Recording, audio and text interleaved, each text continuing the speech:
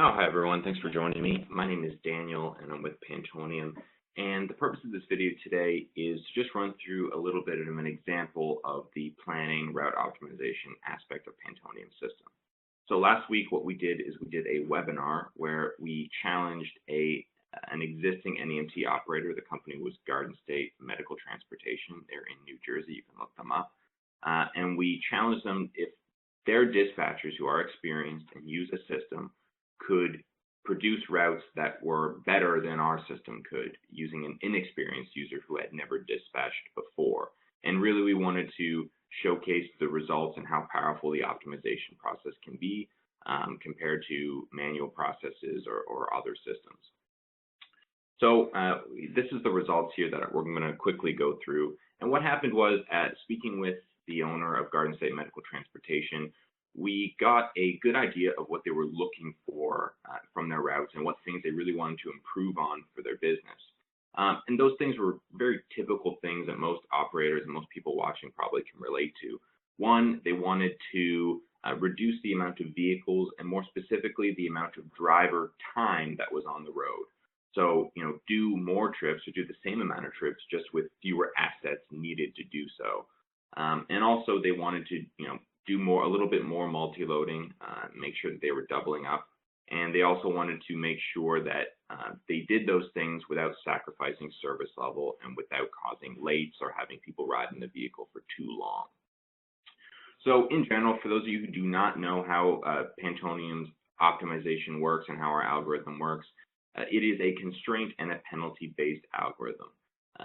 Essentially, the more severe you make a penalty, the more important that factor becomes to the system, and the more the system will try and replicate those results. So really, these factors allow every business to have their own preferences and to really put their stamp on what they want to see out of their routes and how to optimize for that, rather than the stock out there which is just, oh, you have to drive the fewest mileage.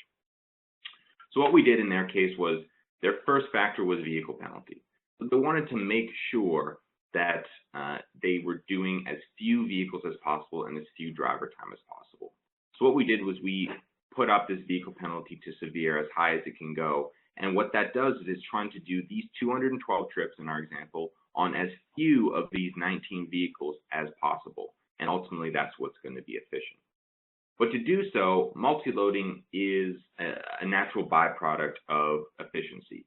So in order to take vehicles off the road and to reduce your overall driver time, one of the mechanisms that the system uses to do that is by doubling up the vehicles. But the concern that the owner of Garden State Medical Transportation had was, if I'm doubling up, I don't want my riders to be on those vehicles for too long because that impacts my service level. So to accommodate that, what we did was we actually put this ride time penalty from low to moderate. So what we're doing is we're making sure that while, yes, we're prioritizing picking up extra people and multi-loading, we don't want those people on the vehicle for an hour while you pick up the second and the third person. So we needed to be conscious of that. And finally, what we really tried to do was make sure that we were doing the multi-loading but not impacting the time.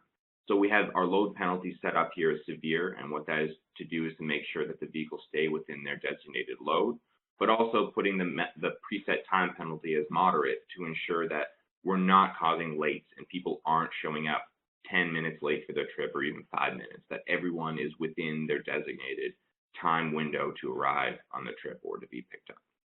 So to quickly explain the results of what we did, you can notice here that they had 19 vehicles and 212 trips, and what we did was this, and we actually ended up with 6 empty vehicles. 6 empty vehicles. So out of their 19, in our first run of doing this, we actually only used 13 vehicles. We cut 6 right off the bat, and you'll notice that there are also no violations. So we had no people who were late. We had no people who were sitting on vehicles for too long. We had no drivers who were working overtime, and we had no vehicles that were exceeding their load. So you can notice that while we were able to cut 6 vehicles, we actually didn't have to sacrifice anything or any of these service metrics that we have to achieve that result. And once we had this result, we weren't too satisfied. We kind of noticed that we could do a bit better. So what we did was we actually took these 6 vehicles out So in our next example, we had 13 on the same 212, and we ran it again. So by simplifying the process and refining our process, and by running this again, it just took a few more minutes, we were actually able to eliminate one more vehicle. That got us all the way down to 12. So while they ran 19 vehicles on this day, we ran the same amount of vehicles in just 12, or the same amount of trips rather in just 12 vehicles. So to dive a bit deeper into the results, I want to go over here and first explain a little bit about the company. So this is Garden State Medical Transportation. They have about 20 vehicles, and they're like most NEMT operators. They do ambulatory, wheelchair, some stretcher trips, mainly with the brokers. They actually use a dispatching system already. They have a system that claims to do optimization.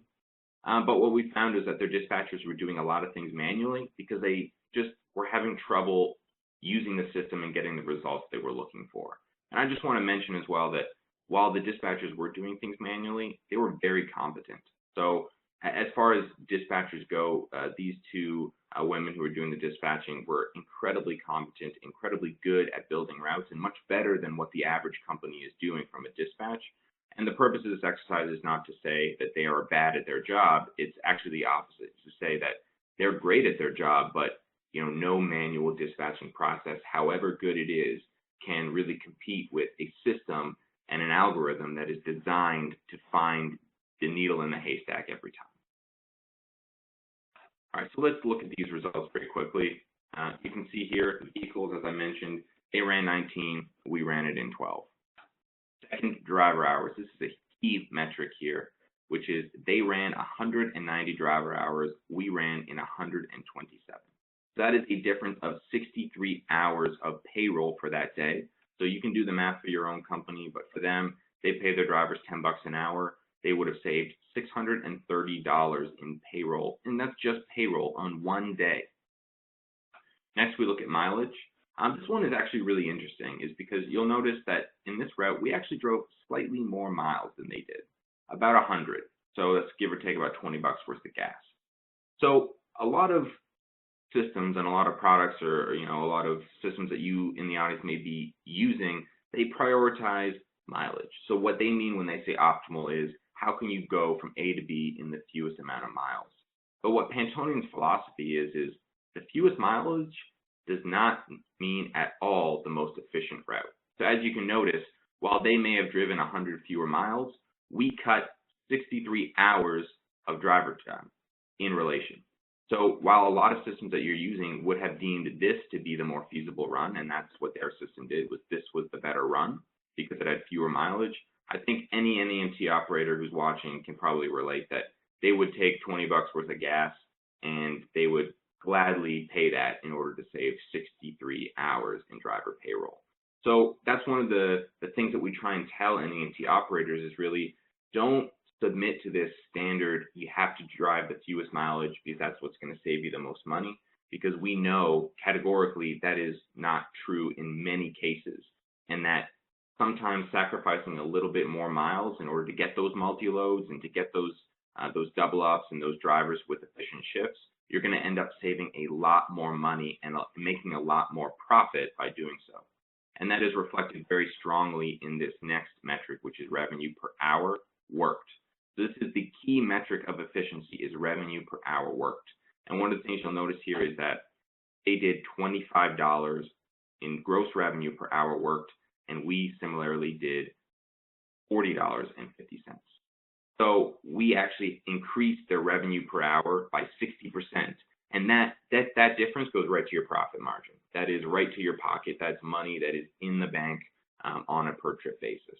So this is really the key metric of efficiency, which is of all your resources that you have out there, how much money are you bringing out? And for us, we brought out a substantial amount more in revenue per hour because we were able to do those routes more efficiently, and we didn't have drivers sitting around in parking lots twiddling their thumbs. Their idle time was very low, and they were multi-loading to increase efficiency, and that's how we were able to get this result, which is a huge savings for this company that they could see day in and day out. So I just want to highlight this again. You'll see 63 hours of fewer driving hours. Let's say $10 an hour, you may pay your drivers more than that. $630 in driver wages. So the monthly ROI for Garden State Medical Transportation would be about 3 days. So 3 days into the month, you've already paid off the system. Everything after that goes right to your pocket and right to your profit margin, which makes a very, very convincing case for using a smart system, and namely Pantonium, with our route optimization algorithm that really allows you to build these efficiencies and drive up your revenue per hour and also your profit margin. So thank you for watching. My name is Daniel again. If you know me, please send me a call or send me an email and give me a call, and I'd be happy to discuss this with you further. Thank you.